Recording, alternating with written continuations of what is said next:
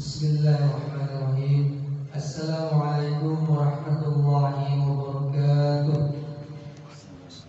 Alhamdulillahirabbil alamin wa bihi nasta'in ala umuri waddin. Wassalatu wassalamu ala asyrafil anbiya'i wal mursalin sayyidina wa habibina wa maulana Muhammadin wa ala alihi wa sahbihi ajma'in, amma ba'du.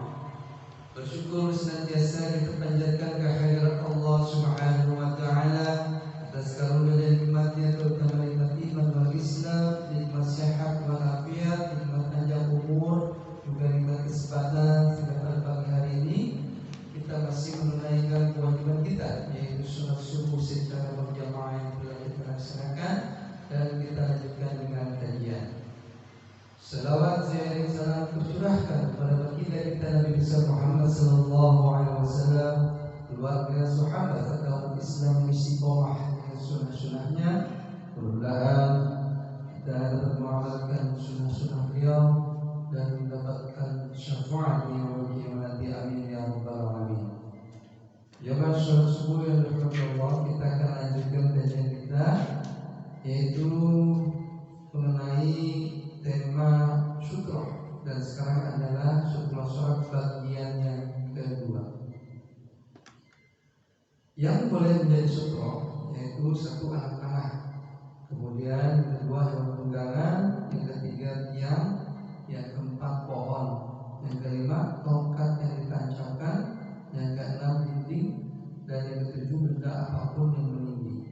Alhamdulillah, ini semuanya sudah kita bahas sebelumnya, dan kita akan lanjutkan mengenai jarak sutroh. Jarak antara orang yang sholat dengan sutrohnya, para ulama berselisih pendapat mengenai berapa jarak antara orang sholat dengan sutrohnya, karena dalam hal ini sekurang-kurangnya 3 hadis yang sekiranya nampak tidak sejalan. Yang hadis yang pertama dari hadis Abu Sa'id Al-Khudri radhiyallahu anhu, bahwa Nabi sallallahu alaihi wasallam bersabda, jika salah seorang mengerjakan sholat, maka sholatlah dengan menghadap sutroh dan mendekatlah badannya. Istimewa Abu Daud, Sahihkan Al-Albani dalam Sahih Abi Daud.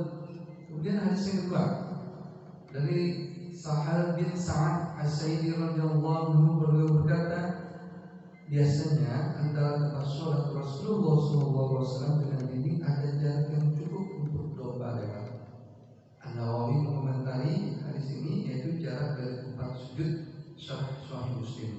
Kemudian yang ketiga hadis Bilal bin Rabah radhiyallahu anhu yang dikeluarkan Imam Ahmad dalam Musnadnya. Aku membaca dari Abu Rahman Mahdi, dari Malik menuturkan padaku, dari Nafi, dari Abdullah bin Umar, bahwasanya Rasulullah SAW masuk ke Ka'bah bersama Usama bin Zaid bila Usman bin Talha Al-Hajjati kemudian menutup pintunya. Lalu Abdullah bin Umar bertanya kepada Bilal ketika keluar, apa yang dilakukan Rasulullah SAW? Beliau menjawab, beliau memasang satu tiang di sebelah kirinya, 2 tiang di sebelah kanannya, dan 3 tiang di belakangnya, sehingga Ka'bah saya ini memiliki 6 tiang. Beliau mulai sholat dan menjadikan jarak antara beliau dengan tembok sejauh 3 hasta. Ibnu Hajar Asqalani juga menyatakan tidak ragu lagi bahwa sangat tepat apa yang dikatakan oleh Al-Baghawi. Para ulama menganjurkan untuk mendekat kepada sutroh sekedar jarak yang memungkinkan untuk sujud. Demikian juga kaidah jarak antara shaf dalam sholat berjamaah. Ini kemarin sudah kita bahas untuk yang keempat, yang ketiganya. Sekarang yang keempat, hukum lewat di depan orang yang sedang sholat. Hukum lewat di depan orang yang sedang sholat, mengenai ini perlu dirinci pembahasannya terkait beberapa keadaan. Yang pertama, sholat dengan menggunakan sutroh. Tidak ada perbedaan di antara para ulama bahwa lewat di depan sutroh hukumnya tidak mengapa dia lewat di tengah-tengah antara orang yang sholat dengan sutrohnya. Hukumnya tidak boleh, dan orang yang melakukannya berdosa. Mausu'ah fikir kuiti. Berdasarkan hadis dari Abu Sa'id Al-Khudri radhiyallahu anhu, Nabi sallallahu alaihi wasallam bersabda, jika salah seorang dari kalian sholat menghadap sesuatu yang ia jadikan sutroh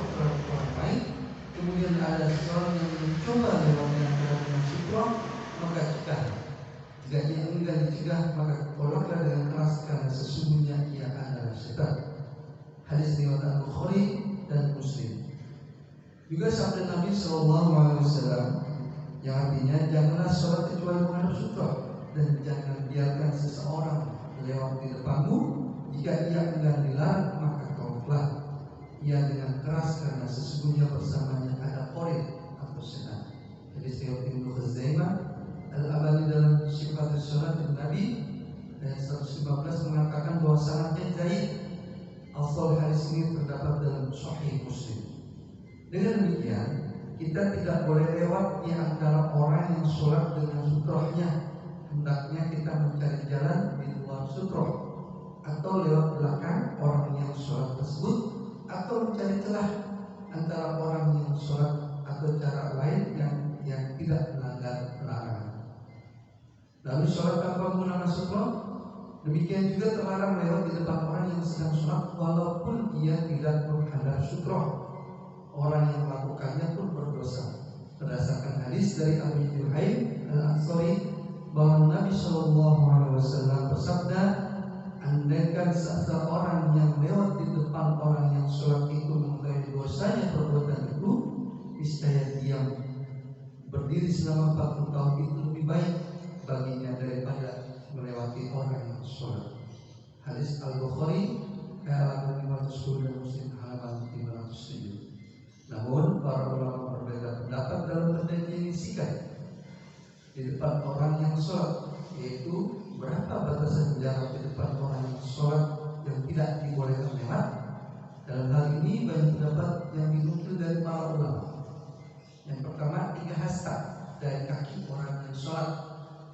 Yang kedua, sejauh lemparan batu dengan lemparan yang biasa, tidak kencang ataupun lemah. Ketiga, 1 langkah dari tempat sholat.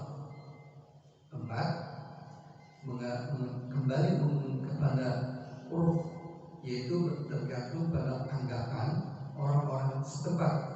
Jika sekian adalah jarak yang masih termasuk istilah di hadapan orang sholat, maka itulah jaraknya.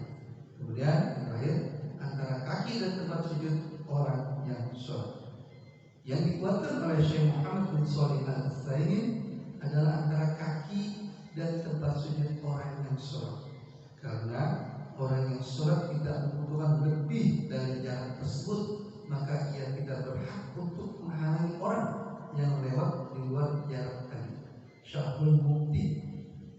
Dengan demikian, jika ingin lewat di depan orang yang sholat yang tidak menggunakan sutra, hendaknya lewat di luar jarak sujudnya, dan ini hukumnya boleh.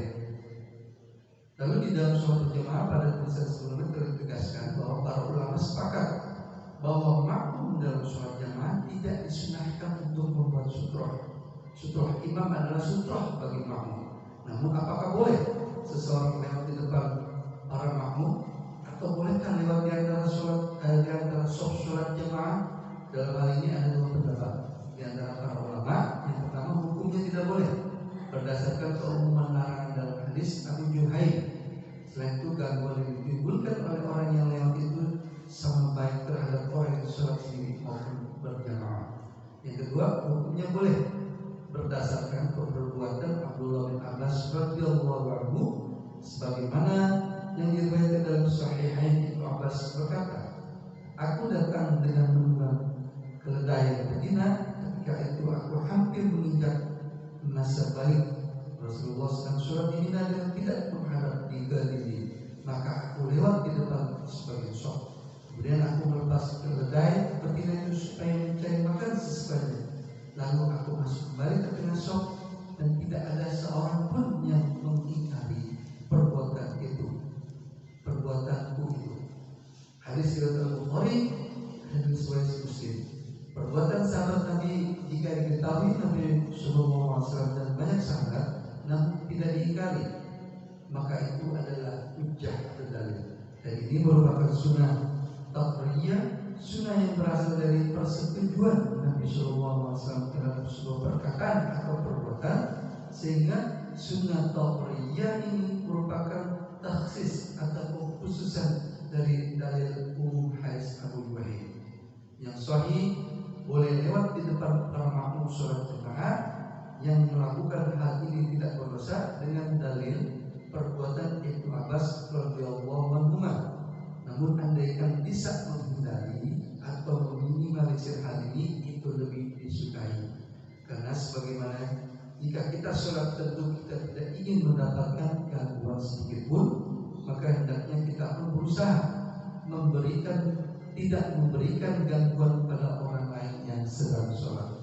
Sebagaimana sabda Nabi SAW yang artinya tidak beriman seseorang sampai ia menyukai sesuatu, ada saudaranya sebagaimana ia menyukai sesuatu itu ada pada dirinya. Salat di Masjidil Haram atau tempat yang banyak dilalui orang. Nah, ini kondisi di mana jamaahnya banyak sekali seperti di Masjidil Haram. Apakah boleh lewat di depan orang yang sholat di Masjidil Haram? Sebagian ulama membolehkan secara mutlak karena darurat, dikarenakan banyaknya dan merupakan tempat lalu orang-orang dalam rangka tawaf dan lainnya. Syekh Shalih Al-Fauzan menyatakan demikian juga jika seseorang sholat di Masjidil Haram maka tidak perlu menghadap orang yang lewat di depannya, karena terdapat hadis bahwa Nabi SAW pernah sholat di Mekah. Orang-orang melewati beliau. Ketika itu tidak ada sutrah di hadapan beliau. Hadis diriwayatkan oleh Al-Khamsah. Sebagian lagi tetap melarang berdasarkan keumuman hadis Abu Yuhaim Syahid Muhammad bin Shalih Al-Istani menjelaskan tidak ada perbedaan hukum lewat di depan orang yang sholat baik di Mekah maupun selain Mekah. Inilah pendapat yang sahih. Tidak ada hujah bagi yang mengecualikan melarang ini dengan hadis. Nabi SAW pernah sholat di Mekah. Orang-orang yang melewati beliau ketika itu tidak ada sutrah di hadapan beliau. Karena dalam hadis ini terdapat perawi yang majhul. Yang majhul adalah adanya perawi majhul ini adalah kecacatan bagi hadis. Andaikan hadis ini sahih pun, maka kita bawa kepada kemungkinan bahwa Nabi SAW sholat di tempat orang-orang bertawaf. Dan orang-orang yang bertawaf itu adalah orang yang lebih berada di tempat tawaf, karena tidak ada tempat lain selain ini. Sedangkan orang yang sholat dia bisa sholat di tempat lain, adapun orang yang tawaf tidak memiliki tempat lain selain sekeliling Ka'bah, sehingga dia lebih berhak. Demikian andaikan hadis ini sahih. Oleh karena itu Imam Al-Bukhari rahimahullah dalam sahihnya memberi judul bab sutrah di Mekah dan tempat lainnya. Artinya menurut beliau hukum sutrah di Mekah dan tempat itu sama. Dari penjelasan beliau inilah tetap juga dapat dipahami bahwa jika seseorang sholat di tempat melakukan tawaf, maka boleh diulangi karena orang yang tawaf dan berhak untuk berada di tempat tawaf. Yang paling bagus dalam masalah ini adalah rincian yang dipaparkan oleh Ibnu Abidin rahimahullah dan sebagian ulama Malikiyah, yaitu sebagai berikut. Jika orang yang sholat tidak bersengaja sholat di tempat orang-orang lewat dan terdapat celah yang memungkinkan bagi orang yang lewat untuk tidak lewat di depan orang sholat, maka orang yang lewat tadi berdosa, sedangkan yang sholat tidak berdosa. Kemudian yang kedua, jika orang yang sholat sudah tahu dan sengaja sholat di tempat orang yang biasa lewat, sedangkan tidak ada celah yang memungkinkan untuk lewat selain melewati orang sholat, maka dalam hal ini orang yang sholat berdosa. Adapun orang yang lewat tidak berdosa. Kemudian ketiga, jika orang yang sholat sudah tahu dan sengaja sholat di tempat orang-orang biasa lewat dan ada celah yang memungkinkan untuk lewat, maka keduanya berdosa. Kemudian yang terakhir, jika orang yang sholat tidak bersengaja sholat di tempat orang-orang yang lewat dan tidak ada celah untuk lewat, maka boleh lewat dan keduanya tidak berdosa. Perlu dicatat bahwa rincian ini berlaku dalam keadaan tempat sholat yang ramai, orang yang berlalu lalang dan banyak orang yang melakukan semisal di Masjidil Haram. Adapun di tempat biasa seperti kita di masjid atau di mushola yang tidak terlalu banyak orang lalu lalang, maka tidak ada alasan untuk melewati orang yang sholat. Walaupun andaikan tidak ada celah, dan ia ada keperluan untuk melewatinya. Syekh Muhammad bin Shalih Al-Utsaimin mengatakan, tidak ada perbedaan antara orang yang punya keperluan untuk lewat ataupun tidak punya keperluan, karena dia tidak punya hak untuk lewat di depan orang yang sholat. Nabi Sallallahu Alaihi Wasallam bersabda, andaikan seseorang yang sholat di depan orang yang sholat itu mengetahui dosanya perbuatan itu, niscaya dia berdiri selama 40 tahun itu lebih baik baginya daripada lewati orang yang sholat. Arba'in di sini di dalam hadis tersebut 40 maksudnya di sini artinya 40 tahun syahrul mufti, maka yang patut dilakukan adalah menunggu orang yang sholat selesai. Ibnu Rajab mengomentari hadis ini adalah dalil bahwa berdirinya seseorang selama 40 tahun untuk menunggu adanya jalan agar bisa lewat itu lebih baik daripada lewat di depan orang yang sholat jika ia tidak menemukan jalan lain. Fathul Bahri. Larangan sholat menjadikan batal dengan adanya sesuatu yang lewat. Nah, ini pertanyaan. Sholat bisa menjadi batal jika ia dilewati oleh wanita atau keledai atau anjing. Adapun jika yang lewat adalah selain 3 hal ini, maka tidak batal. Nabi SAW bersabda, lewatnya wanita, keledai dan anjing membatalkan sholat. Itu dapat dicegah dengan menghadap pada benda yang setinggi mukhirul rahil. Hadis riwayat Muslim. Anjing yang dimaksud adalah anjing hitam, sebagaimana yang disebutkan dalam riwayat lain. Jika salah seorang dari kalian sholat dan dia tidak menghadap sesuatu yang setinggi-tingginya ujung pelana atau bagian tengah pelana, maka sholatnya bisa dibatalkan oleh anjing hitam, wanita dan keledai. Hadis riwayat Tirmidzi. Batalnya sholat dalam hal ini berlaku baik jika yang sholat itu memakai sutra, lalu wanita atau keledai atau anjing lewat di antara dia dan sutranya, maupun tanpa sutra namun mereka lewat di daerah sujud orang yang sholat. Ini batal lewat di daerah orang yang sujud, daerah sujud.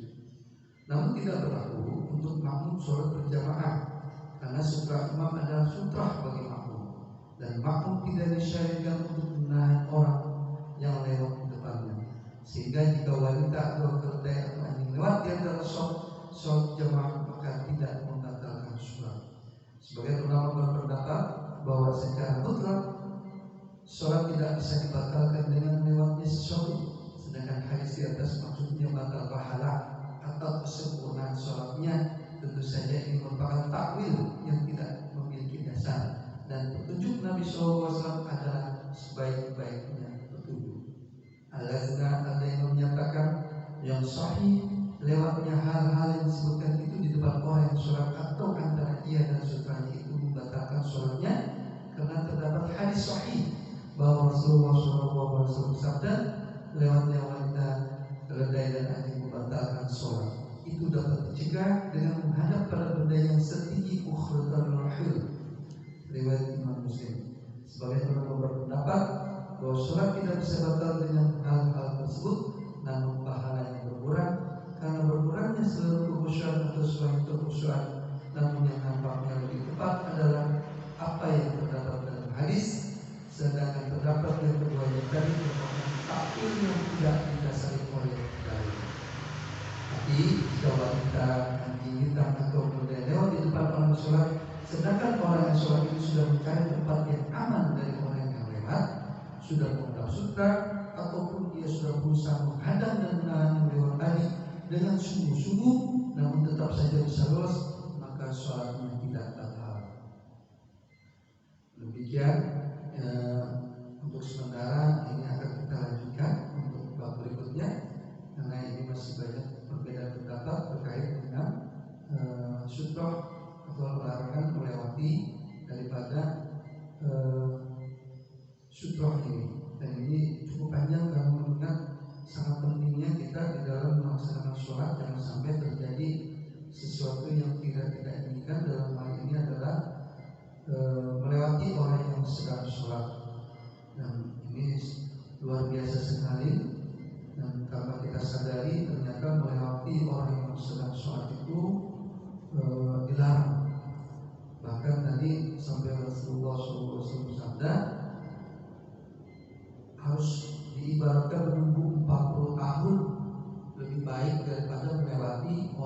yang sedang sholat, karena akan berdosa ketika kita melewati orang yang sedang sholat. Demikian yang dapat kami sampaikan, mudah-mudahan ini sangat bermanfaat dan tentunya dapat kita amalkan dalam kehidupan kita sehari-hari.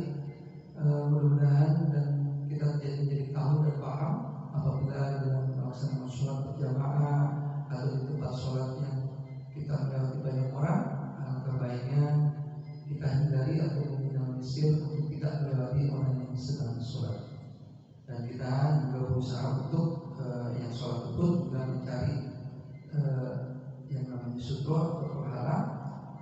Insyaallah Musola Ikhlas akan membeli sutroh ini sebagai media atau sarana bagi orang jamaah yang ingin melaksanakan sholat, di mana yang sholat ini dilalui atau orang lewat. Mohon maaf atas segala kekurangannya. Wabillahi taufiq wal hidayah. Wassalamualaikum warahmatullahi wabarakatuh. Waalaikumsalam.